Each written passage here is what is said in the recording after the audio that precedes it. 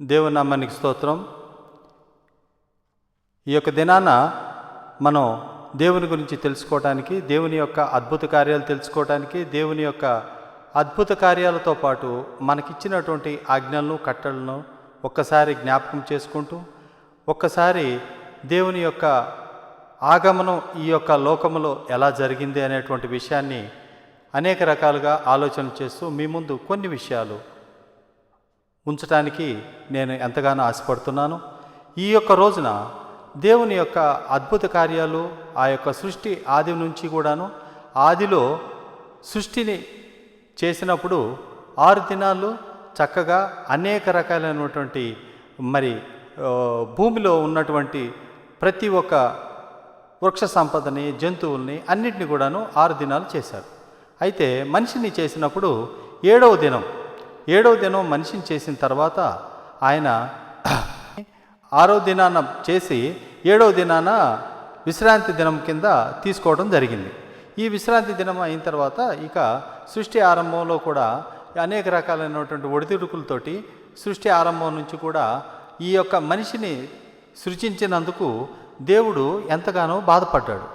సృష్టి యావత్తు కూడాను ఆయన యొక్క చెప్పు చేతల్లో వాటికి ఇచ్చినటువంటి పనులతో ఎంతో చక్కగా ఆ యొక్క కార్యక్రమాల్లో, దేవుని యొక్క కట్టడల్లో ప్రతి ఒక్క శృతి తప్పకుండా, లయ తప్పకుండా చక్కగా వాటి యొక్క విధులు నిర్వర్తిస్తూ దేవుడిచ్చినటువంటి ఆజ్ఞ చొప్పున ప్రతి ఒక్కటి ఉన్నది. కానీ భూమి మీద తయారు చేసినటువంటి, భూమి మీద నిర్మింపబడినటువంటి ఈ మనిషి మాత్రమే ఎంతో సృష్టికి విఘాతం కలిగిస్తూ దేవునికి దూరంగా, దేవుడు ఇచ్చినటువంటి ఆజ్ఞలు కానీ కట్టలు కానీ గైకొనకుండా తన యొక్క ఇష్టానుసారమైనటువంటి జీవితాన్ని నడిపించుకుంటూ తన ఇష్టానుసారంగా ఈ భూమి మీద నివసిస్తూ దేవునికి దూరంగా జరిగిపోతూ వస్తున్నాడు. అయితే ఈ యొక్క సృష్టిని గమనిస్తూ దేవుడు ఆదిలోనే, ఆదికాండం 6వ అధ్యాయం 6వ వచనంలో ఒక మాట అన్నారు. దేవుడు ఈ యొక్క నరులను భూమి మీద నరులను చేసినందుకు యెహోవా సంతాపము నొంది తన హృదయములో నొచ్చుకొనెను. అంటే దేవుడు నరులను సృజించినందుకు ఎంతగానో బాధపడ్డాడు. ఆయన హృదయంలో నొచ్చుకున్నాడు. అంటే అది ఎంత అవమానకరమైనటువంటి విషయం. మనకి సృష్టికర్తనే మనం బాధ పెట్టిన వాళ్ళం అయినాం. అయితే ఆ తర్వాత ఎంతోమంది ప్రవక్తలు, ఎంతోమంది బోధకులు, అనేక మంది వచ్చి చిట్టచివరిగా మోషే 10 ఆజ్ఞలు కూడా మనకి ఇచ్చినందుకు, 10 ఆజ్ఞలు ఇచ్చిన తర్వాత అనేక ప్రాంతాల్లో ఆ యొక్క 10 ఆజ్ఞలకి అనుసరించడానికి, ఆ 10 ఆజ్ఞలతోటి నడవటానికి ఎంతో ప్రయత్నం చేసినప్పటికీ అది కూడా ఫలించకపోయినప్పటికీ అప్పుడు చివరగా యేసుక్రీస్తు వారు భూలోకంలో భూమి మీద అడుగు పెట్టవలసి వచ్చింది. అయితే ఈ భూమి మీద అడుగుపెట్టినప్పుడు ఇక అనేక రకాలుగా ఈ మనుషులు ఉన్నప్పుడు ఈ మనుషులకి ఏ విధంగా ఉపదేశం చేయాలని అనేక రకాలుగా బోధలు చేస్తూ 3.5 సంవత్సరాలు ఆ బోధనలు చేస్తూ, ఆ బోధలతో పాటు అనేక రకాలుగా వారికి అద్భుత కార్యాలు చూపిస్తూ అనేక రకాలైనటువంటి సమస్యలు ఈ విధంగా వస్తాయి. మీరు ఈ విధంగా నిలబడాలి, దేవుని పక్షాన నిలబడాలి, దేవుణ్ణి ఏ విధంగా విశ్వాస జీవితంలో మనం చేర్చుకుంటూ విశ్వాస జీవితంలో బలపడాలి, ఆ బలపడే విధానంలో కూడా మనం ఏ విధంగా విశ్వాస జీవితంలో అడుగిడి ఆ విశ్వాస జీవితాన్ని ఎంతగానో అధిగమిస్తూ దేవుని వైపు చూస్తూ దేవునితోటి మనం అడుగు పెట్టాలి, దేవునితో నడవాలి, దేవునితో అంటుగట్టబడాలి అని దేవుడు ఎంతగానో ఆశిస్తున్నాడు. అయినప్పటికీ మనం అనేక రకాలుగా దేవునికి దూరంగా ఉంటున్నాం. అయితే విశ్వాస జీవితంలో నువ్వు ఎప్పుడైతే ఎదుగుతావో, విశ్వాస జీవితంలో నీకు ఎదురయ్యేటువంటి ప్రతి సమస్య కూడా నీకు నిరీక్షణ పరీక్షలు ఎదుర్కొని దేవుని వైపు చూస్తూ విశ్వాసం యొక్క ప్రాముఖ్యతని తెలుసుకుంటూ విశ్వాసంలో బలపడుతూ దేవుని యొక్క ఆజ్ఞలు గైకుంటూ దేవుని వైపు చూస్తూ పరలోక రాజ్యాన్ని ప్రవేశించడానికి దేవుడు ఎంతగానో ఆశపడుతున్నాడు. అయితే ఈ పరలోక రాజ్యం ప్రవేశించడానికి మనకిచ్చిన స్వాస్థ్యాన్ని మనం తీసుకోవడానికి ఆ యొక్క విశ్వాస జీవితంలో నిరీక్షణ పరీక్షలను ఎదుర్కోవటానికి కూడా దేవుడు మన వెంట ఉండి నడిపిస్తూ, మనం పడిపోకుండా, విశ్వాస జీవితంలో పడిపోకుండా దేవుడు మనల్ని నడిపించాలని ఎంతో ఆశపడుతున్నాడు. అయినప్పటికీ మనం దేవుని వైపు చూడకుండా మన యొక్క ఆలోచన చొప్పున ఆనందం కోసం ఆర్థికంగా మరి ఆరోగ్యపరంగా ఎంతగానో మరి బలపడాలని వీటి వైపు చూస్తూ దేవుణ్ణి వదిలిపెడుతూ ఉన్నారు. అయితే ముఖ్యంగా మీకు చెప్పవలసింది ఏంటంటే, మరి దేవునికి మన చెయ్యి ఇస్తున్నామా, దేవుని చెయ్యి మనం పట్టుకుంటున్నామా? ఈ రెండు విషయాలు మనం ఎంతో ముఖ్యంగా తెలుసుకోవాలి. దేవుడికి మన చెయ్యి ఇవ్వటం అనేది ఒక సిస్టమ్ అయితే, దేవుడు మన చెయ్యి పట్టుకోవటం అనేది ఇంకో సిస్టమ్. అంటే దేవునికి మన చెయ్యి ఇచ్చి పూర్తి ఆధిక్యత, పూర్తి లోబాటు దేవునితోటి మనం ఉండాలి. అంతేగాని మనం మన యొక్క సొంత నిర్ణయాలతోటి మనం ఎన్నో సమస్యలను ఎదుర్కొంటూ ఉన్నాం ఈ లోకంలో. కాబట్టి నిజమైన దేవుడిని గుర్తించి, నిజమైన దేవుడు ఈ విధంగా ఉన్నాడు అనేటువంటి విషయాన్ని యేసుక్రీస్తు ప్రభువారు మనకు అనేక ఉపమాన రీతిగా అనేక రకాలుగా మనకి వాక్యాన్ని బోధిస్తూ, ఆయన బోధలు ఎంతో ముఖ్యమైనటువంటి, ప్రపంచంలోనే ఎవరు ఇప్పటి వరకు కూడాను అలాంటి బోధలు, విశ్వాస జీవితం కానీ, పరలోకంలో ఏ విధంగా ఉండాలని కానీ, యెహోవా తండ్రి గురించి కానీ అన్ని విషయాలు ఎంతో క్లియర్గా, ప్రస్ఫుటంగా, ఎంతో స్పష్టంగా మనకి ఇవ్వటం అనేది జరిగింది. అయితే మనం ముఖ్యంగా గుర్తించాల్సింది ఏంటంటే, ఆయన యొక్క విశ్వాస జీవితం మనం ఎంతో ముఖ్యంగా దాన్ని తీసుకొని విశ్వాసంలో పడిపోకుండా మన ముందుంచబడినటువంటి అనేక సమస్యల్ని అధిగమిస్తూ, మన ముందుంచబడినటువంటి ఎన్నో రకాలైనటువంటి సమస్యలను అధిగమించడానికి ఆయన ఇచ్చేటువంటి నిత్య బలాన్ని, నిత్య రాజ్యాన్ని మనం పొందుకోవటానికి మనం ప్రతినిత్యం కూడా దేవుని వదిలిపెట్టకుండా ఉండాలని మనం చేస్తున్నాను. అదేవిధంగా దేవుని యొక్క మాటల్ని ప్రస్ఫుటంగా మత్తయి సువార్త 5వ అధ్యాయము 1వ వచనం నుంచి ఆయన కట్టడలను, ఆయన యొక్క ఆలోచన విధాన్ని బోధింపసాగాడు. యేసుక్రీస్తు వారు, ఆత్మ విషయమై దీనులైన వారు ధన్యులు, పరలోక రాజ్యము వారిది. దుఃఖపడువారు ధన్యులు, వారు ఓదార్చబడుదురు. సాత్వికులు ధన్యులు, వారు భూలోకమును స్వతంత్రించుకొందురు. నీతి కొరకు ఆకలి దప్పులు గలవారు ధన్యులు, వారు తృప్తిపరచబడుదురు. కనికరము గలవారు ధన్యులు, వారు కనికరము పొందుదురు. హృదయశుద్ధి గలవారు ధన్యులు, వారు దేవుని చూచెదరు. సమాధానము గలవారు, వారు దేవుని కుమారులు అనబడుతురు. నీతి నిమిత్తము హింసించువాడు ధన్యులు, పరలోక రాజ్యము వారిది. నా నిమిత్తము జనులు మిమ్మును నిందించి హింసించి మీ మీద అబద్ధముగా చెడ్డ మాటలెల్లా పలుకునప్పుడు మీరు ధన్యులు. సంతోషించి ఆనందించుడి, పరలోకమును అందు మీ ఫలము అధికమగును. ఈలాగు వారు మీకు పూర్వకాలం నుండి ప్రవక్తలను హింసించిరి. ఈ యొక్క వాక్య భాగాన్ని బట్టి మనకేమర్థమవుతుందంటే, దేవుని యొక్క ఈ వాక్య భాగంలో మనకు ప్రస్ఫుటంగా, క్లియర్గా యేసుక్రీస్తు తండ్రి ఏం చెప్తున్నారు? ఆత్మ విషయమై దీనులైన వారు ధన్యులు, పరలోక రాజ్యం వారిది. అంటే ఆత్మకు సంబంధించినటువంటి విషయాల్లో ఆత్మ అనేటువంటిది ఎంతో ప్రాముఖ్యమైనటువంటిది. ఈ ఆదికాండం నుంచి చివరి ప్రకటన గ్రంథం వరకు కూడాను ఆత్మ గురించే దేవుడు ఎక్కువగా మనకి ఎన్నోసార్లు మనం మాట్లాడుతూ ఉన్నారు. అంటే ఆత్మ అంటే ఏంటంటే, ఆత్మ అంటే దేవుడు మనతోటి ఆత్మస్వరూపిగా ఉన్నాడు కాబట్టి మనం కూడా ఆత్మతోనే దేవునితో మాట్లాడడం. అంటే ఏంటంటే మన యొక్క శరీరము, ప్రాణము, ఆత్మ, ఈ మూడు భాగాలు, ఈ మూడు విషయాలు మనం గుర్తించాలి. అంటే ఇంగ్లీష్లో బాడీ, సోల్ అండ్ స్పిరిట్. అంటే ఈ స్పిరిట్ ఎప్పుడు కూడాను దేవునితోటి మన పక్షాన అది మాట్లాడుతూ ఉంటుంది. ఈ సోల్ అండ్ బాడీ వచ్చేసి ఈ లోక సంబంధమైనటువంటి విషయాలతో నిమగ్నమై ఉంటుంది. అందుకనే మన పక్షాన ఆత్మతోటే దేవునితో మాట్లాడుతూ, ఆత్మతో మెలుగుతూ, ఆత్మలో ఎదుగుతూ, విశ్వాస జీవితంలో ఎంతో గట్టిగా నిలబడాలి దేవుని పక్షాన. అందుకనే దేవుడు ఈ యొక్క మాటల్ని ముందుగా ఎలా చెప్తున్నాడో చూడండి. ప్రతి ఒక్క మాట కూడా చాలా ఇంపార్టెంట్ ఇక్కడ ఈ చెప్పే విషయంలో. ఎందుకంటే ఆత్మ విషయమై దీనులైన వారు ధన్యులు, పరలోక రాజ్యం వారిది. దుఃఖపడు వారు ధన్యులు, వారు ఓదార్చబడుదురు. సాత్వికులు ధన్యులు, వారు భూలోకమును స్వతంత్రించుకుందరు.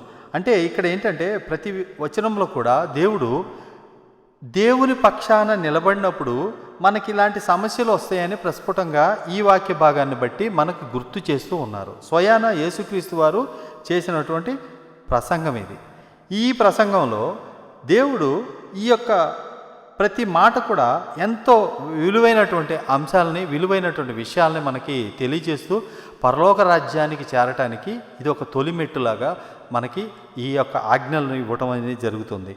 ఈ యొక్క బోధనలు ఎప్పుడైతే దేవుడు స్వయాన మనతో మాట్లాడతారో మనకి ఈ లోకములో ఉన్నటువంటి విషయాలను బట్టి మన యొక్క జ్ఞానం సరిపోదు. దేవుడిచ్చిన జ్ఞానాన్ని ఆపాదింప చేసుకొని ఆత్మలో మనం ఎదుగుతూ, మనం నలుగుతూ, ఎదుగుతూ ఒదిగి ఉండాలి దేవుని విషయంలో. అదేవిధంగా ఇంకా కూడా నీతి కొరకు ఆకలి దప్పులు గలవారు ధన్యులు, వారు తృప్తిపరచబడుదురు అని దేవుడు సెలవిస్తున్నాడు. నీతి అంటే ఏంటంటే దేవుని యొక్క రాజ్యంలోకి ఎవరైనా ప్రవేశించాలంటే నీతి న్యాయానికి, దేవుని యొక్క రాజ్యాంగానికి కట్టుబడి, దేవుని యొక్క రాజ్యాంగానికి ఆ దేవుడిచ్చినటువంటి ఆజ్ఞలు కట్టుబడి మనం నడవాలి. అంటే నీతి అనేటువంటిది ఎంతో ప్రాముఖ్యమైనటువంటిది. నీతి అనేటువంటిది మనకు ఆత్మకు సంబంధించిన విషయం బాడీలో. అంటే ఏంటంటే అది తప్పు జరిగినా ఒప్పు జరిగినా మనకు నీతి నిలబడటం అనేటువంటిది చాలా ముఖ్యమైన విషయం. ఎందుకంటే ఈ ఆత్మీయ జీవితంలో, ఆ విశ్వాస జీవితంలో ఎదగాలంటే నీతి నిమిత్తం గనక మనం నడవకపోతే మనకు అన్ని సమస్యలే వస్తాయి నిజ జీవితంలో. ఎందుకు అంటే ఆయన చెప్పినటువంటి ప్రతి మాట కూడా ఎంతో చాలా విలువైనటువంటి అంశాలు. ఎందుకంటే ఈ యొక్క జీవితంలో ఈ భూమి మీద అనేక సమస్యలను ఎదుర్కొంటూ నీతికి నిలబడకుండా, నీతి తప్పి లేకపోతే అడుగులు తడబాటు అనేటువంటిది నీతి విషయంలో మనం ఎంతో జాగ్రత్త సరి చేసుకుంటూ ఉండాలి. నీతి అనేటువంటిది మన జీవితంలో మన ఆత్మ ద్వారా మనం నడవడిక అనేటువంటి సరి చేసుకోకపోతే మనం ఎన్నో సమస్యలు ఈ లోకరీత్యా మనం ఎదుర్కోవడం అనేది జరుగుతుంది. అందుకనే మనం నీతి కొరకు ఆకలి దప్పులు గలవారు ధన్యులు. అంటే నీకు ఎన్ని సమస్యలు వచ్చినా, ఎంతటి అపవాది అనేక రకాలైనటువంటి వాడి అయినటువంటి బాణాలతోటి నీ మీద దాడి చేసినప్పటికీ నువ్వు నీతి కోసం నిలబడి, దేవుని కోసం నిలబడి నీ యొక్క జీవితాన్ని కనుక విశ్వాస జీవితంలో బలపరుచుకుంటే ఎట్టి పరిస్థితుల్లో మనం పడిపోకుండా మనం తృప్తిపరచబడతాం యేసుక్రీస్తు వారి ద్వారా. మరి మనకి తృప్తిని అనుగ్రహిస్తాడని నీతి కొరకు నిలబడిన వాళ్ళకని చెప్తున్నాడు ఈ వాక్య భాగంలో. కనికరం గలవారు ధన్యులు, వారు కనికరం పొందుదురు. హృదయ శుద్ధి గలవారు ధన్యులు, వారు దేవుని చూసేదరు అంటున్నారు. అంటే నీ యొక్క హృదయాన్ని ఎంత పరిశుద్ధంగా ఉంచుకోవాలో, హృదయాన్ని ఏ విధంగా ఉంచుకోవాలో దేవుడు ప్రస్ఫుటంగా ఈ వాక్య భాగం నుంచి మన హెచ్చరికలు జారీ చేస్తూ ఉన్నారు. అంటే ఈ హెచ్చరికలు ఎంతటి ముఖ్యమైనవి అంటే మన జీవితంలో మనం ఈ ప్రతి ఒక్క విషయాన్ని కూడా హృదయ శుద్ధి గలవారు ధన్యులు, వారు దేవుని చూసాం. అంటే నీతి కోసం నిలబడి హృదయాన్ని ఎప్పుడైతే పరిశుద్ధంగా దేవునికి అంకితం చేస్తూ దేవుని కొరకే నిలబడినప్పుడు ఎట్టి పరిస్థితుల్లో మనం దేవునికి దూరం కాకుండా విశ్వాస జీవితంలో అనునిత్యము ఎదుగుతూ దేవుని విషయంలో మనం ముందుకుంటాం. అప్పుడు దేవుడు ఖచ్చితంగా ఆయన యొక్క రక్షణ కంచెను వేసి మనకి నీతిని బోధిస్తూ మనల్ని ఆయన సొంత మనిషిగా, సొంత ఆత్మగా మనల్ని స్వీకరిస్తూ దేవుని వైపు మనం చూస్తూ మనల్ని ఎదిగే విషయంలో దేవుడు మనం చేయబట్టుకొని నడిపిస్తాడు. అయితే ఇంకొక విషయం ఆలోచిస్తే సమాధాన పరచబడువారు ధన్యులు, వారు దేవునికి కుమారులవుదురు. దేవునికి కుమారులు అంటే సమాధానపరచువాడు ధన్యులు. అంటే దేవుడు ఎప్పుడైతే మనం సమాధానకర్తగా ఉండి, అంటే అన్ని సమస్యలు ఈ లోకంలో అనేక సమస్యలు వచ్చినప్పుడు సమాధానంగా ఉండటం చాలా వరకు మనం నిలబడాలంటే, సమాధానంగా ఉండాలంటే అది కుదరని విషయం. ప్రాక్టికల్గా ఆలోచిస్తే అనేక సమస్యలు వచ్చినప్పుడు, ఎవరైనా దూషించినప్పుడు సమాధానంగా ఉండాలి. మనల్ని విమర్శించినప్పుడు, మనల్ని అనేక నిందలు మోపినప్పుడు మన మీద ఆ యొక్క సమాధానంగా ఉండి దేవుని వైపు చూస్తూ, దేవుడు ఏదైతే కట్టడలు ఇచ్చారో, దేవుడు ఏదైతే మనకి బోధలు చేశారో దానిలో నుంచి మనం పడిపోకుండా, అడుగులు తడబడకుండా ఖచ్చితంగా దేవుని వైపే నిలబడాలి. దేవుని యొక్క ఆశయాన్ని, విశ్వాసాన్ని దేవుడు మనకేదైతే చేయాలనుకుంటున్నారో పరలోక రాజ్య వారసులుగా మనం చేయాలని ఈ కట్టళ్ళన్నీ ఇవ్వటం జరిగింది. పరలోక రాజ్య వారసులుగా మనం రూపొందించబడాలి అంటే ఎట్టి పరిస్థితుల్లో ఈ యొక్క మార్గాన్ని, దేవుడిచ్చినటువంటి మార్గాన్ని తూచా తప్పకుండా 100% మనం నడిస్తేనే దేవుని యొక్క పరలోక రాజ్యాన్ని చేరగలం అనేటువంటి ప్రస్ఫుటంగా చెప్తా వస్తున్నారు. అయితే ఇంకొక విషయం, నీతి నిమిత్తమై హింసించబడువారు ధన్యులు, పరలోక రాజ్యము వారిది అని చెప్తున్నారు. అంటే నీతి నిమిత్తం మనం ఎంత ఆలోచన చేసినప్పటికీ మన హృదయానికి ఒక జస్టిఫికేషన్ ఉంటుంది, సెల్ఫ్ జస్టిఫికేషన్ అంటారు. ఈ సెల్ఫ్ జస్టిఫికేషన్లో మనం ఎట్టి పరిస్థితుల్లో మనం ఎప్పుడైతే నీతి, ఇది కరెక్టు, ఇది తప్పు అని ఎప్పుడైతే మనం ఎంచుకోగలుగుతామో అప్పుడు ఖచ్చితంగా దేవుడు వారిని ఎంతో ఇష్టపడతారు అంగీకరించడానికి. ఎందుకంటే దేవుడు మనకిచ్చినటువంటి ఈ నీతి అనేటువంటి ముఖ్యమైన విషయంలో మనం ఎంత నిలబడగలుగుతాం అనే విషయాన్ని దేవుడు ఎప్పుడు పరిశీలిస్తూ ఉంటాడు. ఈ నీతిలో మనం ఎంతగా నిలబడి దేవుని వైపు చూస్తామో అంతగా దేవుడు మనల్ని ప్రేమిస్తాడు, దేవుడు స్వీకరిస్తాడు, దేవుడు మనల్ని నడిపిస్తాడు, కష్టాల్లో నుంచి మన బయటికి తీస్తాడు, ఆర్థిక సమస్యల నుంచి బయటికి తీస్తాడు, మరి ఆరోగ్య సమస్యల నుంచి బయటికి తీసుకొస్తాడు. మరి ఈ విషయమైనటువంటి అన్ని విషయాల్లో మన దేవుడు ఏదైతే మనకు ప్రస్ఫుటంగా క్లియర్గా చెప్పారో ఆ విషయాలన్నింటిని కూడాను మనం అర్థం చేసుకుంటూ ఆకలింప చేసుకుంటూ దేవుని వైపే చూడాలి అనేటువంటి ఆశతోటి మనం ఉండాలి. కాబట్టి ఎప్పుడు ఈ విషయాల్ని క్లియర్గా చెప్తున్నారు. నా నిమిత్తమై జనులు మిమ్మును నిందించి హింసించి మీ మీద అబద్ధముగా చెడ్డ మాటలెల్లా పలుకున్నప్పుడు మీరు ధన్యులు, సంతోషించి ఆనందించుడి, పరలోకమందు మీ ఫలము అధికమగును. ఈలాగు వారు మీకు పూర్వమందుండి ప్రవక్తలు హింసించిరి. ఈ విషయంలో మీకు క్లియర్గా ఒక విషయం చెప్తా ఉన్నారు. నా నిమిత్తమై అంటే మనకి యేసుక్రీస్తు వారు చెప్తున్నటువంటి ప్రస్ఫుటమైనటువంటి మాట ఏంటంటే, నా నిమిత్తమై జనులు మిమ్మును నిందించి హింసించి మీ మీద అబద్ధముగా చెడ్డ మాటలెల్లా పలుకున్నప్పుడు మీరు ధన్యులు. అంటే ఇక్కడ వాక్య భాగాన్ని పరిశీలించినప్పుడు మనకేం అర్థమవుతుందంటే, యేసుక్రీస్తు వారి తరపున మనం ఈ లోకంలో అనేక రకాలుగా నిందలు, అనేక రకాలుగా హింసించినప్పుడు, అబద్ధంగా చెడ్డ మాటలు మాట్లాడినప్పుడు కూడా మనం దేనికి కూడాను పడిపోకుండా విశ్వాస జీవితంలో దేవుని వైపు చూస్తూనే అడుగులు వేయమంటున్నారు. అప్పుడు మనకేమిస్తున్నారు ఫలము? పరలోక రాజ్యంలో ఆయన మీ ఫలం అధికమగునట్లు, పరలోక రాజ్యమందు మీ ఫలం అధికమగునట్లు ఇలాగ మీకు పూర్వం నుంచే ప్రవక్తలను హింసించిరి. అంటే దేవుని కోసం ఎవరైతే నిందింపబడి, ఎవరైతే హింసింపబడి, ఎవరైతే కక్ష సాధింపులకు గురి అయిన వారు ఎవరైతే ఉన్నారో వారు నిలబడి దేవుని వైపు ఉంటే ఎట్టి పరిస్థితుల్లో పరలోక రాజ్యము వారి అని దేవుడు ఈ వాక్య భాగం నుంచి సెలవిస్తూ వస్తున్నారు. అందుకనే మనం ఎప్పుడు కూడాను ఎటువంటి సమస్యలు వచ్చినా, ఎటువంటి ఒడిదుడుకులు వచ్చినా ఆర్థిక పరంగా కానీ ఆరోగ్యపరంగా కానీ మనం కుంగిపోకూడదు, దేవుని వైపు నుంచి దూరం అవ్వకూడదు. ఈ విశ్వాస జీవితం ఎంత బలంగా ఉంటుందో, నీ విశ్వాస జీవితంలో ఎంత ప్రాముఖ్యత ఇస్తున్నావో దీన్ని దేవుడు ప్రతినిత్యం గమనిస్తూ ప్రతినిత్యం కూడాను నీ వెంట నడవాలి అనే దేవుని ఆశపడుతున్నప్పుడు దేవునికి మనం అవకాశం ఇవ్వాలి. దేవుడు మన వెంట ఉండాలనే ఆలోచనతోటి పరిపూర్ణంగా మనం నమ్మినప్పుడు మాత్రమే దేవుడు ఈ యొక్క సమస్యలన్నీ ఈ లోకరీత్యా అనేకం ఎదుర్కొంటాం.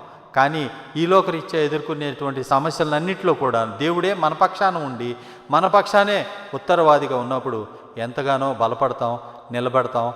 అవమానాలకి, నిందలకు అన్నిటికీ దూరంగా దేవుడు మనల్ని ఉంచుతాడు. ఎంతో ఔన్నత్య స్థితికి మనల్ని అందరినీ తీసుకెళ్తాడని ఈ వాక్య భాగాన్ని ముగిస్తూ ఉన్నా. Thank you.